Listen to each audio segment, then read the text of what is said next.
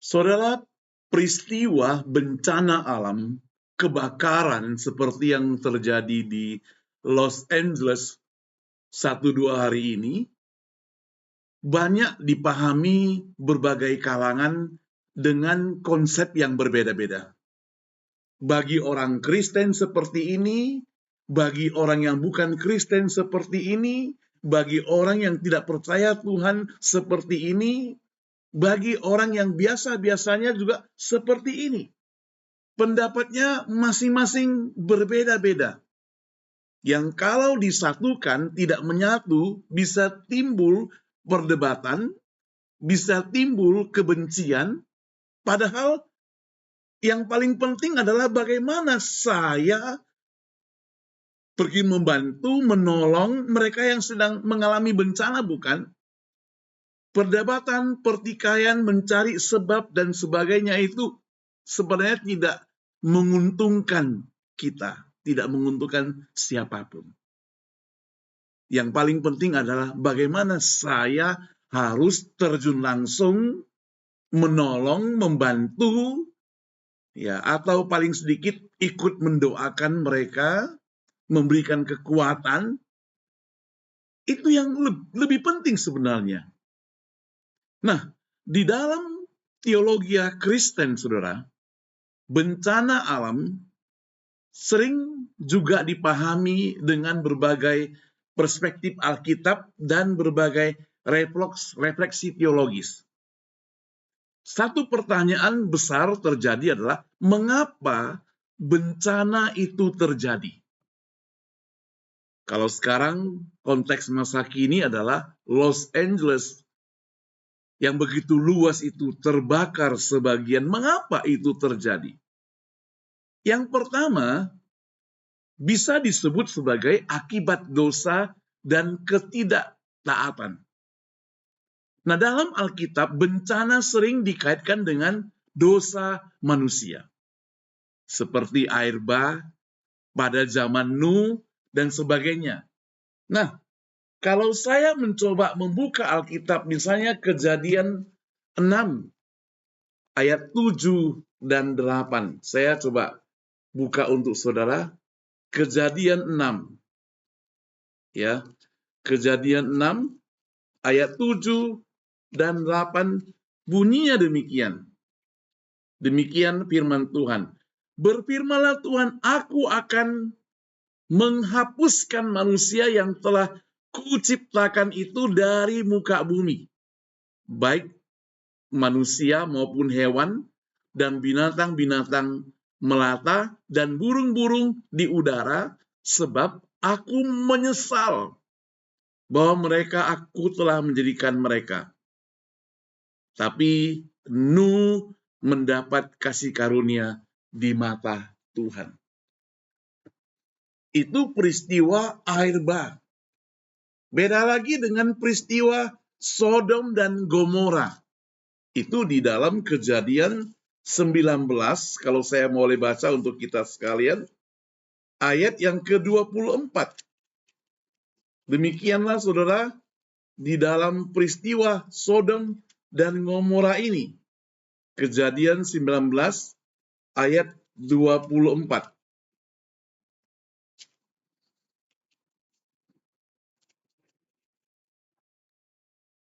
Nah, saya akan cari buat saudara. Kejadian 19, ayat 24.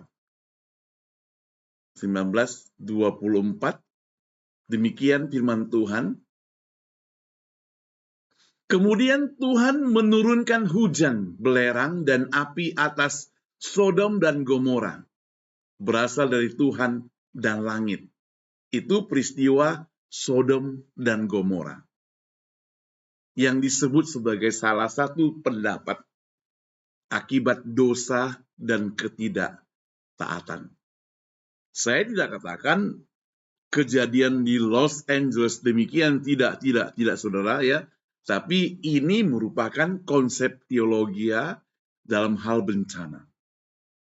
Yang kedua, mengapa bencana itu terjadi?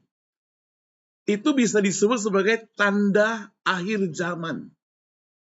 Yesus menubuatkan bahwa bencana seperti gempa bumi, kelaparan, dan sebagainya itu sebagai tanda akhir zaman. Coba kita lihat di dalam Matius pasal yang ke-24 misalnya. Matius 24 ada satu ayat yang mungkin bisa menjelaskan kepada kita secara praktis. Matius 24, saya bacakan di ayat yang ke-7. Demikian firman Tuhan. Matius 24 ayat 7 bunyinya demikian.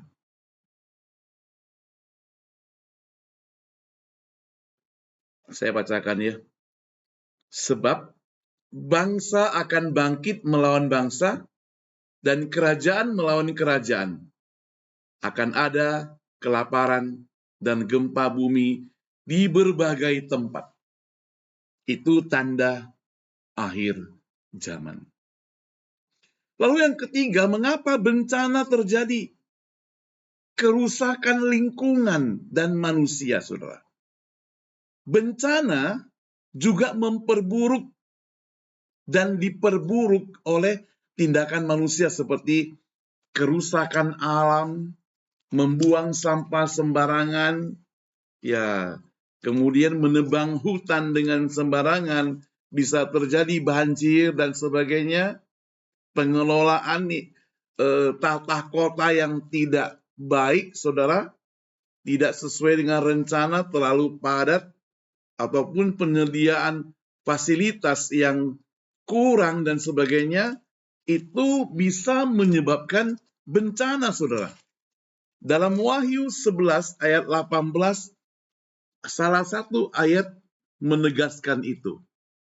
Dan semua bangsa telah marah, tetapi amarahmu telah datang, dan saat bagi orang-orang mati untuk dihakimi, dan untuk memberi upah kepada hamba-hambamu, nabi-nabi dan orang-orang kudus, dan kepada mereka yang takut akan namamu, kepada orang-orang kecil dan orang-orang besar, dan untuk membinasakan barang siapa yang membinasakan bumi. Itu bagi mereka yang menghadapi kerusakan lingkungan. Dalam Alkitab sendiri ada tokoh Alkitab yang mengalami bencana, mengalami ujian, mengalami pencobaan. Misalnya saudara, Ayub, saudara, yang tokoh yang sangat terkenal itu, dia mengalami kehilangan besar akibat ujian dari iblis dengan seizin Tuhan. Namun firman Tuhan selalu mengingatkan kita bahwa ia tetap setia. Bayangkan, hartanya habis, keluarganya, anak-anaknya semua mati. Istrinya meninggalkan dia. Bahkan dia sakit, saudara. Sakitnya itu begitu parah, sampai untuk menggaruknya, dia pakai apa? Pakai beling. Dan pada waktu itu, pada waktu keadaan seperti itu, dia masih bisa berkata, Tuhan yang memberi, Tuhan yang mengambil, terpujilah nama Tuhan. Itu Ayub. Dia mengalami penderitaan yang sampai sedemikian rupa. Yang kedua, Yusuf juga pernah mengalami bencana. Dia mengalami bencana kelaparan besar di Mesir sebagai bagian dari rancangan Tuhan untuk menyelamatkan banyak orang. Jadi bencana yang dia alami ada maksud Tuhan untuk menyelamatkan banyak orang. Terus terang, saya tidak tahu bencana kebakaran di Los Angeles itu apa maksud Tuhan. Karena belum terkuak. Tapi pasti ada maksud Tuhan. Seizin Tuhan. Dan saya tidak mau katakan itu penghukuman daripada Tuhan. Sebab ini bisa menjadi pertikaian, saudara. Tidak semua orang jahat mengalami hal itu, saudara. Ada banyak orang yang setia kepada Tuhan. Ada banyak orang yang mungkin lebih baik daripada saya atau lebih baik daripada Anda. Saudara, kalau katakan kota itu banyak orang berdosa menghina Tuhan, di kota yang saya tinggal, San Francisco, juga banyak orang yang seperti itu, saudara. Jadi, maksudnya apa ini? Ya, sekali lagi, kita tidak tahu. Ada misteri, rahasia daripada Allah. Yang pasti adalah, saudara, seluruh kejadian yang terjadi, kejadian apapun yang terjadi di dunia ini, baik itu baik maupun yang buruk, terutama yang buruk, saudara, menurut ukuran manusia, jangan sampai manusia itu tinggalkan Tuhan. Bahkan peristiwa COVID kemarin pun, yang terjadi hampir dinikmati, dirasakan, diderita oleh orang seluruh dunia, mesti membawa orang tidak selangkah pun tinggalkan Tuhan. Tetap bersandar kepada Tuhan. Yang menjadi pertanyaan, apakah Tuhan itu sedang marah? Memang kadangkala saudara, bencana alam di dalam Alkitab kadang merupakan hukuman atas dosa. Tapi tidak selalu menandakan kemarahan Tuhan, tidak demikian. Sebaliknya, bencana dapat menjadi satu peringatan atau sarana menyatakan bahwa kuasa Tuhan masih ada. Kuasa Tuhan, Dia masih berkuasa dibandingkan dengan segala keistimewaan, segala kepintaran, kepandaian, dan kehebatan umat manusia. Lalu ada yang bilang, kenapa Allah Tuhan yang biasanya kita kenal sebagai Allah yang panjang sabar, Maha Pengampun itu tidak digambarkan pada waktu terjadi bencana, misalnya kebakaran ini. Saudara, memang Tuhan digambarkan sebagai panjang sabar dan penuh kasih. Terutama Mazmur 103 ayat 8 ya. Baca nanti di rumah. Namun, kesabarannya tidak menghapus keadilannya. Kalau kesabaran tidak dibarengi dengan keadilan, sudah bisa kacau. Kita manusia juga demikian. Membiarkan semua kejahatan terjadi hanya karena kita mau sabar, itu bahaya. Membiarkan anak kita sesuka hati hanya karena kita mau disebut sebagai papa mama yang sabar, itu bahaya. Kita perlu adil. Kalau dia salah, kita tegur. Walaupun kita tetap mengontrol diri, menjaga diri, menguasai diri kita. Jadi dalam hal menegur dosa, Tuhan pakai cara yang demikian. Apakah ada teolog yang berpendapat tentang bencana? Seorang teolog yang bernama Donald P.O. Matuna, saudara, menekankan bahwa bencana itu menguji iman manusia dan mengingatkan tentang kehendak bebas serta tanggung jawab manusia terhadap alam. Bencana itu menguji iman kita.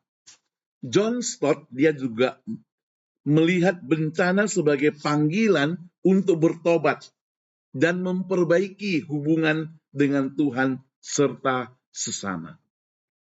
Jadi bencana ada maksud Tuhan memanggil kita. Bagi orang yang tidak mengalami, kita ulurkan tangan menolong. Bagi yang mengalami, ulurkan tangan untuk meminta pertolongan daripada Tuhan. Nah sekarang tentu kita bertanya, bagaimana teolog atau teologi Kristen menjelaskan hubungan antara bencana alam dengan hukuman Allah dengan berbagai sudut pandang berdasarkan Alkitab dan refleksi teologi, saudara. Ini sebagai basic dasar. Kita tidak menuduh, tidak menghakimi, tapi ini pelajaran yang berharga. Bencana dikatakan sebagai penghukuman Allah, misalnya air bah pada zaman Nuh. Dalam Kejadian 6 ayat 5-7 dikatakan bencana air bah terjadi karena kejahatan manusia yang membuat Allah sedih. Ini hukuman yang sangat radikal, saudara, atas dosa manusia. Tapi juga peringatan agar manusia bertobat. Itu pada zaman Perjanjian Lama. Tadi kita juga baca Sodom dan Gomora. Kota ini dihancurkan dengan api dan belerang karena sekali lagi karena dosa yang berat seperti percabulan. Namun Lot yang benar diselamatkan, menunjukkan bahwa hukuman Allah bersifat selektif terhadap orang jahat. Di dalam bencana yang akan terjadi, sebenarnya Tuhan tahu. Tapi kalau mereka bertobat, maka Tuhan akan mengampuni. Itu sebabnya yang membuat Yunus, dia itu mengubah pikiran. Tidak mau pergi ke Niniwe. Waktu Allah mengutus Yunus, pergilah ke Niniwe, kota yang besar itu. Dia tidak mau pergi. Kenapa? Karena Yunus tahu bahwa Allah itu maha pengampun. Kalau dia pergi ke sana pun nanti sudah bekerja mati-matian, sudah berkhotbah sana sini dan sebagainya, sudah mengajar tentang pertobatan, sudah menegur mereka, dan kalau mereka bertobat maka Allah tidak jadi menghukum. Aduh, maka dia merasa dipermalukan. Ya, maka dia tidak mau pergi. Tapi Allah itu maha mengasihi. Dia yang menciptakan manusia, dia tidak mau manusia itu jatuh ke dalam dosa, terus-menerus dia mau manusia bertobat. Itu sebabnya, saudara, ketika Adam dan Hawa jatuh dalam dosa, manusia jatuh dalam dosa, kita yang selangkah demi selangkah masuk ke neraka, Tuhan Allah tidak membiarkan kita seperti itu. Dia mengutus anaknya yang tunggal datang ke dunia ini, tujuannya adalah untuk menyelamatkan kita, saudara.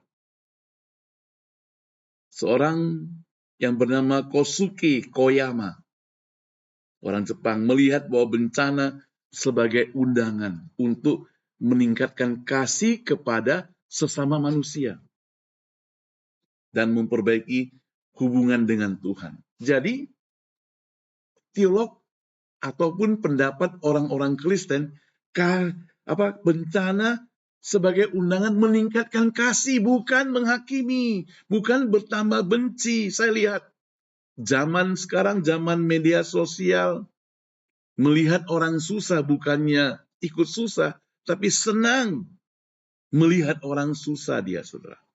Bahkan dia susah kalau melihat mereka sedang senang, saudara. Jadi bencana alam dalam teologi Kristen bisa menjadi, pertama bisa jadi hukuman atas dosa, tanda kehadiran Allah atau panggilan untuk bertobat. Namun, sekali lagi, ada namunnya. Tidak semua bencana dianggap langsung sebagai hukuman dari Tuhan. Beberapa terjadi karena ulah manusia, karena kesalahan manusia, karena kelalaian manusia. Itu semua terjadi, tapi semuanya saya yakin atas sepengetahuan daripada Allah dan seizin Allah. Firman Tuhan mengingatkan bahwa pencobaan-pencobaan yang kita alami tidak melebihi kekuatan kita, yang artinya kalaupun kita sebagai umat percaya, orang Kristen, mengalami yang disebut musibah, bencana, dan sebagainya, Tuhan tahu kita tidak akan hancur. Ya, maka Tuhan menetapkan langkah-langkah orang, sekali lagi, yang berkenan kepadanya. Apabila ia jatuh, tidak sampai tergeletak, dia akan bangkit kembali, saudara. Kenapa? Karena tangan Tuhan menopangnya, saudara. Tangan Tuhan menopangnya. Nah, saudara, apa beda pandangan teologi Kristen tentang bencana alam dalam perjanjian lama dan perjanjian baru? Kita lihat dulu yang dalam perjanjian lama ya. Dalam perjanjian lama, saudara, itu bisa digambarkan sebagai hukuman atas dosa. Bencana disebut sebagai hukuman atas dosa, atas manusia yang berdosa. Air bah, zaman Nuh, Sodom dan Gomora, ya, jadi untuk menegakkan keadilan. Juga sebagai peringatan dan teguran, bencana juga berfungsi peringatan agar manusia bertobat dari dosa. Jadi menunjukkan hubungan yang erat antara tindakan manusia dengan respon Allah. Itu dalam perjanjian lama. Dalam perjanjian baru bagaimana, saudara? Tanda kehadiran Allah. Bencana alam seperti gempa bumi saat Yesus wafat dan bangkit. Tanda kehadiran Allah. Lebih dipahami sebagai tanda kehadiran dan kuasa. Bukan sekedar hukuman. Juga sebagai tanda akhir zaman. Yesus menyebut gempa bumi sebagai bagian tanda akhir zaman yang mengarahkan fokus pada penggenapan, pada rencana keselamatannya. Jadi perbedaan utama adalah dalam perjanjian baru, bencana lebih sering dikaitkan dengan hukuman langsung atas dosa manusia. Dalam perjanjian baru, bencana lebih dipahami sebagai tanda kuasa Allah atau bagian dari rencana eskatologi yang mengarahkan manusia kepada pertobatan pengharapan akan kerajaan Allah. Jadi boleh disimpulkan, saudara, bahwa perbedaan ini mencerminkan perkembangan teologi dari fokus keadilan Allah yang dalam perjanjian baru menjadi penekanan pada kasih karunia dalam perjanjian baru.